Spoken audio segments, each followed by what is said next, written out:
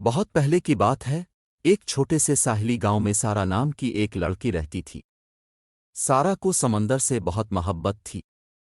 وہ روزانہ شام کو سمندر کے کنارے جا کر پانی کی لہروں کو دیکھتی اور خوابوں میں کھو جاتی کہ کاش وہ سمندر کے نیچے چھپی دنیا کو دیکھ سکتی۔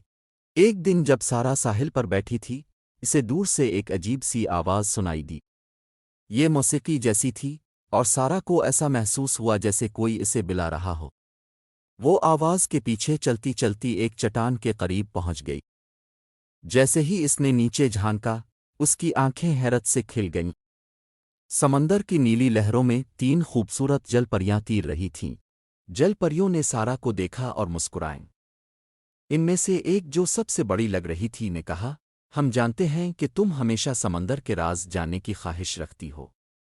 کیا تم ہماری دنیا دیکھنا چاہتی ہو؟ سارا حیرت میں تھی، مگر اس کا دل خوشی سے دھڑکنے لگا۔ کیا یہ ممکن ہے؟ سارا نے دھیرے سے پوچھا۔ جل پریوں نے ایک دوسرے کی طرف دیکھا اور پھر سب سے چھوٹی جل پری آگے آئی۔ اس نے ایک موتی کی مالا سارا کو دی اور کہا، یہ جادوئی مالا تمہیں ہمارے ساتھ سمندر کی گہرائیوں میں لے جائے گی۔ جب تک تم یہ پہنے رہو گی تم سانس لے سکو گی اور تیر بھی سکو گی۔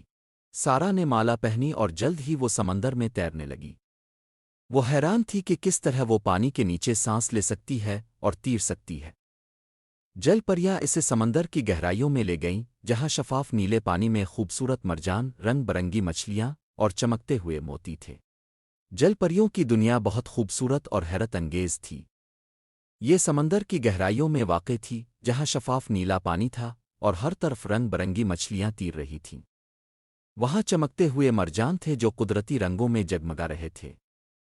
سمندر کی تہہ میں بڑے بڑے موتی اور قیمتی خزانے چھپے ہوئے تھے، جو جل پریوں کے گھروں کو اور بھی خوبصورت بنا رہے تھے۔